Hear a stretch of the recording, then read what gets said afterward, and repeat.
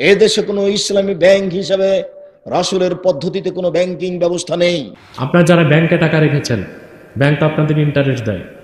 একটা সময় Islamic banking হারাম। ইসলামী ব্যাংকগুলোতে টাকা রেখে আমরা তার লভ্যাংশ ভোগ করতে পারবো কিনা?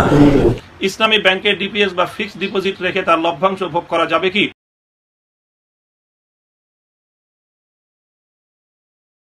ইসলামী ব্যাংকে চাকরি করা জায়েজ। এ দেশে কোনো ইসলামী ব্যাংক হিসেবে রাসূলের পদ্ধতিতে কোনো ব্যাংকিং ব্যবস্থা নেই। সবারই সম্পর্ক আছে বাংলাদেশ ব্যাংকের সাথে। অতএব কে 100% নিখুঁত ভাবে ব্যবসা করছে এই কথা বলতে পারে না। আরো অবাক কথা যে আমি 5 লক্ষ টাকা 10 লক্ষ টাকা রেখেছি ব্যাংকে, প্রতি মাসে আমাকে 1 লক্ষতে 1000 করে টাকা দেয়। ব্যবসা কি এত নিরাপদে হয়?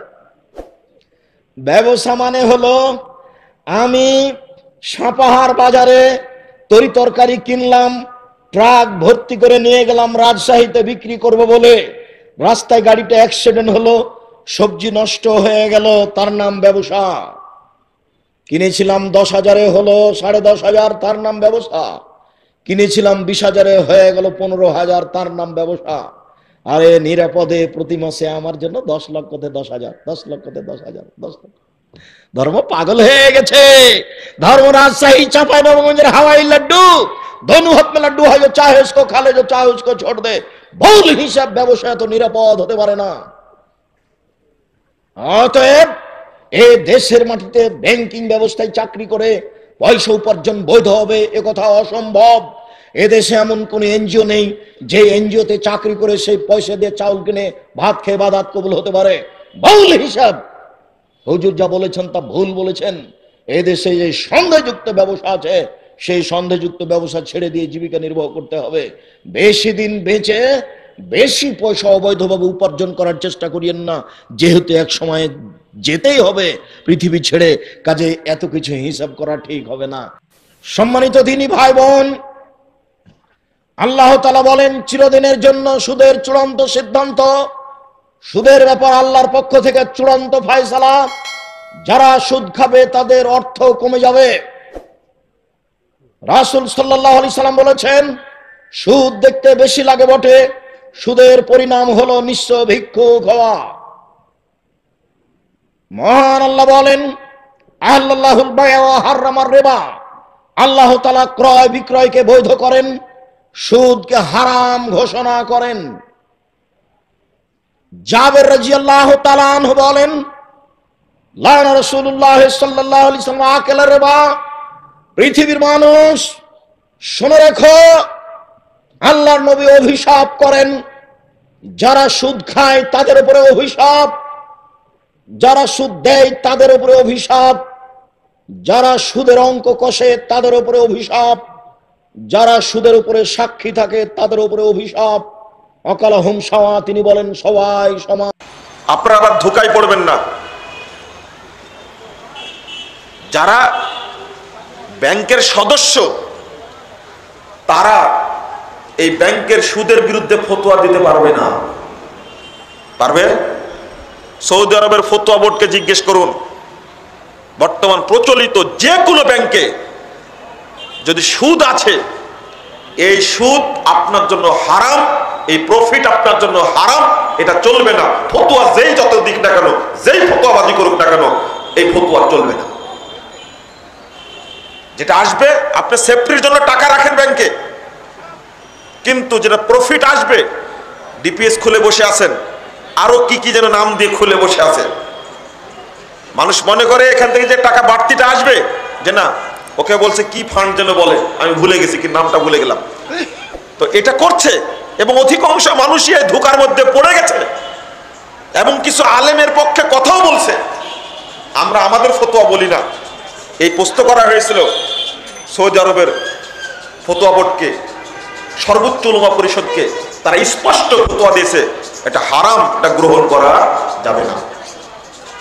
আবার আরেকটা, আপনাকে কি ভাষায় বলবো, হারামের কত সাইড যে লুকিয়ে আছে এর মধ্যে। মানুষ দিব্যি ভক্ষণ করছে হারামটা, চিন্তাই করে না, ভাবেই না যে আমি হারামটা খাচ্ছি। আরেকটা দিক ঢুকে আছে, পেনশনের টাকা নিয়ে খুব আনন্দে বউ বাচ্চা নিয়ে হজ করে আসছে, কিন্তু ওর মধ্যে যে সুদের টাকাটা জমা হয়েছে এই টাকাটা কি আলাদা করেছে? না। যদি আলাদা না হয় তাহলে এই টাকাটা, এই হারাম টাকা দিয়ে ইবাদত করলে ইবাদত কবুল হবে হবে না। ব্যাংকে যারা টাকা রাখছেন ইন্টারেস্ট তুলেন না, ওগুলো কি করেন? তুলে শ্বশুর বিয়ে বাড়ি যান রসমালাই নিয়ে, ওই টাকা খাওয়া যাবে না, ওটা সুদ, পিওর সুদ। টাকাটা তুলবেন, তুলে গরিব মিসকিন ফকিরকে দান করে দিবেন। শর্ত কি? সওয়াবের আশা করতে পারবেন না। আপনাকে অবশ্যই যাকাত দিতে হবে হালাল সম্পদের। কিসের? রাসূল করিম সাল্লাল্লাহু আলাইহি ওয়াসাল্লাম ইরশাদ করেছেন, সহিহ বুখারী 1410 নম্বর হাদিস, ওয়া নবী হুরায়রা রাদিয়াল্লাহু তাআলা আনহু قال قال رسول الله صلى الله عليه وسلم من تصدق بعدل تمرة من كسب طيب ولا يقبل الله إلا الطيب وإن الله يتقبلها بيمينه ثم يربيها لصاحبها كما يربي أحدكم فلوه حتى تكون مثل الجبل। তোমাদের মধ্যে কোনো ব্যক্তি যদি একটি খেজুর সমান সামান্য খেজুরের মূল্য যদি হালাল মাল থেকে সদকা করে, আর জেনে রেখো অবশ্যই আল্লাহ হারামকে কবুল করেন না। হালাল সম্পদের যাকাত বা সদকা যদি একটি খেজুরের মূল্য হয়, বান্দা দান করলে স্বয়ং আল্লাহ। কেউ বলছেন ইসলামী ব্যাংকের চেয়ে সুদী ব্যাংক ভালো, কারণ হারাম জেনেই মানুষ সেখানে লেনদেন করে, আর ইসলামী ব্যাংকে হালালের নাম করে মূলত সুদী লেনদেন হয়। আমরা কি তাহলে ইসলামী ব্যাংক ছেড়ে সুদী ব্যাংক ব্যবস্থাতেই ফিরে যাব? বলছেন যে ইসলামী ব্যাংক এটা সুদী ব্যাংকের চাইতে এর চাইতে সুদী ব্যাংক ভালো। তারা সন্দেহাতীতভাবে অনেক বড় ধরনের ত্রুটির মধ্যে আছেন। সুদী ব্যাংক হলো সুদের প্রবক্তা, সুদকে কোনো অপরাধ মনে করে না এরকম একটি প্রতিষ্ঠান, আর ইসলামী ব্যাংক সুদকে হারাম মনে করে। এদেশে যতগুলা ইসলামী ব্যাংক আছে বা ইসলামী যে ব্যাংকিং ব্যবস্থা আছে, এটার সবচেয়ে বড় অর্জনের জায়গাটা হলো যে সুদের মতো একটা হারাম বিষয়কে ওলামায়ে কেরাম সারা জীবন মাসআলা এবং ফতোয়া দেওয়ার মাধ্যমে সাধারণ মানুষের কাছে যে হারাম এই বিষয়ে জ্ঞান দিয়েছেন, সেটির ইমপ্লিমেন্টটা অর্থাৎ এটি সমাজের প্রতিটা মানুষের অন্তরে অন্তরে বসিয়ে দেওয়ার কাজটা করেছে ইসলামী ব্যাংকিং ব্যবস্থা। মানুষ সুদকে না করে ইসলামী ব্যাংকিংয়ের দিকে ঝুঁকছে, ফলশ্রুতিতে কনভেনশনাল যে ব্যাংকগুলো আছে, সুদী ব্যাংকগুলো আছে, সেগুলো পর্যন্ত ইসলামী ব্যাংকিংয়ের উইং খুলতে বাধ্য হচ্ছে। এটা ইসলামী ব্যাংকগুলোর বড় অর্জন, যে একটা হারামকে সমাজে হারাম হিসাবে এস্টাবলিশড করতে পারা। এরপরে আসুন যে আপনার যে সমস্ত লেনদেন হয়ে থাকে সেগুলো পুরোপুরি শরিয়া প্রতিপালন হচ্ছে কিনা, সেখানে সুদের দিকে চলে যাচ্ছে কিনা, ত্রুটি আছে কিনা, সেই আলোচনা যদি আমরা আসি তাহলে তো অবশ্যই বলবো ত্রুটি আছে। ত্রুটি আছে, সেটি সীমাবদ্ধতার কারণে যেমনটি আছে, আন্তরিকতার ঘাটতির কারণে কখনো কখনো হতে পারে, না জানার কারণে কখনো কখনো হতে পারে, আরও নানা কারণে হতে পারে। কিন্তু মূল যে বিষয়টা সেটা হলো এক ধরনের প্রতিষ্ঠান তারা সুদকে হালাল মনে করে, আরেকটা সুদকে হারাম মনে করে। এই দুটোর ভিতরে আসমান জমিন তফাৎ। অতএব এ দুটিকে গুলিয়ে ফেলা এটি কোনো অবস্থাতে আমাদের জন্য উচিত হবে না। আর দ্বিতীয়ত, ইসলামী ব্যাংকগুলোতে যদি কোনো লেনদেনের মধ্যে ইসলামী ব্যাংকিংয়ের যে দিকগুলো থাকার কথা সেগুলো না থাকে, ত্রুটি থাকে, তাহলে সেক্ষেত্রে সেটা কারণে সুদী ব্যাংকের চাইতে সেটা খারাপ হয়ে যাবে না। কারণ হারামকে হালাল মনে করাটা হলো অপরাধ, কিন্তু একটা হারামকে একজনে হারামই মনে করছে আর হালালকে হালালই মনে করছে, কিন্তু তিনি যেটাকে হালাল মনে করছেন সেটা কোনো ত্রুটির কারণে সেটা হয়তো বাস্তবে আসলে হালাল না, বাস্তবে সেটা হয়তো হারাম বা হারামের কাছাকাছি বা হারামের লেশ সেখানে আছে বা সংশয়পূর্ণ হয়েছে। তো এই জিনিসটা আর হারামকে সরাসরি হালাল মনে করা, যে হারাম আর হালাল আবার কি, এটা করলে কি হবে, তো এই টাইপের বেপরোয়া ভাব নিয়ে কথা বলা এবং বেপরোয়া দৃষ্টিভঙ্গি লালন করা দুটি কিন্তু এক জিনিস নয়। ইসলামী ব্যাংকে মানুষ যে লেনদেন করে সেই লেনদেনটা করে হালাল মনে করে, সেখানে যে লেনদেন হচ্ছে সেখানে হালাল মনে করে করা জিনিসটাকে হালাল হিসাবে তারা করছে। এর মানে হলো সেখানে লেনদেন করলে হারাম, সুস্পষ্ট হারাম, একেবারে পরিষ্কার হারাম, এবং সে হারামটাকে বেপরোয়া ভাবের কারণে হালাল মনে করছে, যে কিসের আবার হালাল হালাল, আরে মানে না হালাল হারাম, রাখো তোমার হালাল হারাম, এই টাইপের কথা বলে যারা করছে, ওইরকম কোনো লেনদেন এখানে হচ্ছে না। এখানে জাস্ট একটা লেনদেনকে হালাল মনে করা হচ্ছে, বাস্তবে সেটা হারাম হতে পারে, সংশয়পূর্ণ হতে পারে। এই বিষয়টিকে একটা হারামকে হালাল মনে করার বেপরোয়া যে মানসিকতা এবং দৃষ্টিভঙ্গি, এই দুটির সাথে গুলিয়ে ফেলা মোটেও উচিত নয়। এটি রীতিমতো আমাদের ভুল। এটি সন্দেহাতীতভাবে সত্য যে ইসলামী ব্যাংকগুলোতে ইসলামী ব্যাংকিং পরিপূর্ণভাবে সম্ভব হয় না। এটি ইসলামী রাষ্ট্র ব্যবস্থা পরিপূর্ণ কেন্দ্র থেকে ইসলামী আপনার ব্যাংকিং যদি না হয়, তাহলে সেক্ষেত্রে পুরোপুরি সম্ভবও নয়। আল্লামা তাকি উসমানী এবং শেখ মোহাম্মদ সালেহ আল মুনাজ্জিদ হাফিজাহুল্লাহ সহ বিশ্ববিখ্যাত অন্যান্য সিনিয়র স্কলারদের যে এ বিষয়ে বক্তব্য রয়েছে, সেটি আপনি যদি দেখেন, একটু ঘাটলেই দেখবেন যে তাদের বক্তব্য হলো যে কেন্দ্রীয় ব্যাংক সহ গোটা রাষ্ট্র ব্যবস্থা, এমনকি বিশ্ব অর্থ ব্যবস্থা যদি ইসলামিক না হয়, তো পুরোপুরি এবং শতভাগ ইসলামী ব্যাংকিং করে ফেলা এটা আসলে সম্ভব হয় না, হবে না, অনেকখানি হবে না। আর এর বাইরে ইসলামী ব্যাংকগুলো বাণিজ্যিক উদ্দেশ্যে ইসলামী ব্যাংক করে সেখানে ইসলামী ব্যাংকিং পুরোপুরি অনেক সময় ইমপ্লিমেন্ট করছে না, এটিও একটা ব্যাপার। কিন্তু এর মানে এই না যে তারা সুদী ব্যাংকের সমান। তাদের আর কোনো অর্জন না থাকলেও এই একটি অর্জনের কারণে তাদেরকে অ্যাপ্রিসিয়েট করতে হবে এবং সুদী ব্যাংকের উপরে প্রাধান্য দিতে হবে যে তারা সুদ যে হারাম এই ধারণাকে সমাজে বদ্ধমূল করে দিয়েছে। ফলশ্রুতিতে নাম কস্তে হলো ইসলামী ব্যাংক খুলতে বাধ্য হচ্ছে অন্যান্য ব্যাংকগুলো। অতএব এ বিষয়ে আমাদের বোধ হয় রিথিঙ্কিং করা উচিত যারা এরকম কথা বলছেন। ইসলামী ব্যাংকে ডিপিএস বা ফিক্সড ডিপোজিট রেখে তার লভ্যাংশ ভোগ করা যাবে কি? যেহেতু ব্যাংকের কর্তৃপক্ষের সঙ্গে কথা বললে তারা জানান যে কয়েকটি কারণে সুদ হওয়ার সম্ভাবনা আছে, সেগুলো তারা এড়িয়ে চলেন। যে সকল কারণে সুদ হওয়ার সম্ভাবনা আছে ইসলামী ব্যাংকগুলো তা এড়িয়ে চলেন। তারা আরো বলেন যে ব্যাংক যেহেতু গ্যারান্টি দিচ্ছে সুদ না হওয়ার, সুতরাং এরপরও ব্যাংক সুদী লেনদেন করলে এর জন্য ব্যাংকই দায়ী থাকবে, গ্রাহক নয়।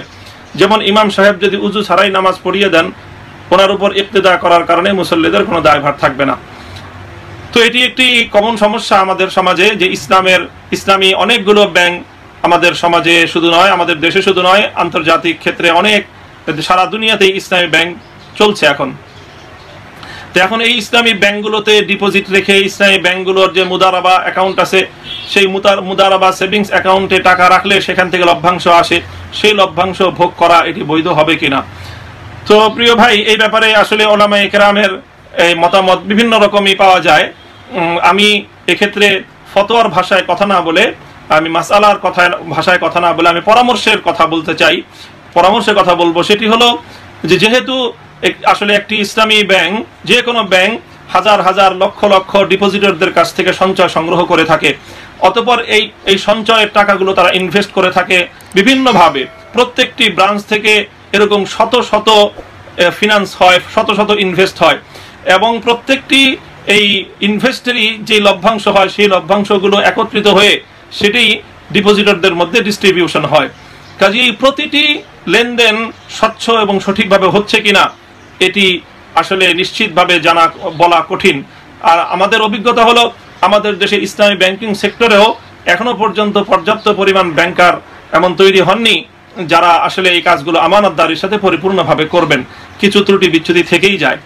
কাজেই এই জন্য কারো পক্ষে যদি সম্ভব হয় ব্যাংকে কোনো ডিপোজিটের লভ্যাংশ ভোগ করা ছাড়া অন্য ব্যবসা বাণিজ্য ইত্যাদির মাধ্যমে সে তার জীবিকা নির্বাহ করবে, তাহলে এই ধরনের, যেহেতু এখানে কিছুটা সংশয় এবং সন্দেহের অবকাশ রয়েছে, এজন্য এই ধরনের ব্যাংকে ডিপোজিট রেখে তার লভ্যাংশ ভোগ করা থেকে বিরত থাকাটাই অধিকতর সতর্কতার কারণ হবে, অধিকতর সতর্কতার পন্থা হবে। একটা সময় ইসলামিক ব্যাংকিং হারাম ছিল, এখন এটা কি হয়ে গেছে? তার মানে এখনো অনেক কিছু এদের কাছে হারাম। সময়ের বিবর্তনে, কালের আবর্তনে এদের মুখ দিয়ে এগুলো একদিন হালাল হয়ে বের। এজন্য এই পৃথিবীর সবকিছু মূলত হালাল, যতক্ষণ না হারাম হওয়ার ব্যাপারে দলিল না পাওয়া যায়। হারাম করতে হলে দলিল লাগে, হালাল বানানোর জন্য দলিল লাগে না। আবার যেন তেন কোনো দলিল দিয়ে, ঠুনকো কোনো দলিল দিয়ে কোনো জিনিসকে হারাম করা যায় না। হারাম করতে হলে অকাট্য দলিলের প্রয়োজন হয়। কথা বুঝতে পেরেছেন? প্রথম মূলনীতি ক্লিয়ার সবার কাছে। আল্লাহর হাবিব সাল্লাল্লাহু আলাইহি ওয়াসাল্লাম বলতেন, হালাকাল মুতানাত্তিউন, যারা মুতানাত্তিউন তাদের ধ্বংস, তাদের উপর আল্লাহর লানাত। সাহাবারা বললেন, ইয়া রাসূলুল্লাহ, ইয়া হাবিবাল্লাহ, মান হুমুল মুতানাত্তিউন? মুতানাত্তিউন কারা যাদের উপর আপনি লানত দিলেন, যাদের ধ্বংসের কথা বললেন? বিশ্বনবী বললেন, আল্লাহর দেয়া হালাল বিষয়কে যারা সমাজের মধ্যে হারাম বলে প্রচার করে তারাই হলো সমাজের মুতানাত্তিউন। মান হারামা যিনাতাল্লাহিল্লাতী আখরাজা লিইবাদিহি ওয়াত-তাইয়্যিবাতি মিনার রিজক। এজন্য আল্লাহ ডেকে বললেন, খবরদার, কে আছে সমাজের মধ্যে আমার দেয়া হালাল সাজসজ্জাগুলোকে, পবিত্র জিনিসগুলোকে হারাম বলে ফতোয়া তুলে, তাদের উপর আমার লানত। খবরদার, আল্লাহ যেটাকে হালাল বলছে এটাকে হারাম বলার স্পর্ধা দেখাবেন না। এটাকে হারাম বলা যাবে? তাহলে প্রথম মূলনীতি কি সবাই বুঝতে পারছেন? বুঝতে পেরেছেন? এই দুনিয়াতে বেসিকলি সবকিছু কি? আওয়াজ করে বলেন। আর হালাল প্রমাণ করতে দলিল লাগে। কি প্রমাণ করতে দলিল লাগে? হারাম। এজন্য আমাদের জিকিরটা একটু চেঞ্জ করে দিব। আমরা হারাম হারাম না বলে কি বলবো? হালাল হালাল। যখনই দলিল পাবো তখন জিকির শুরু করবো হারাম।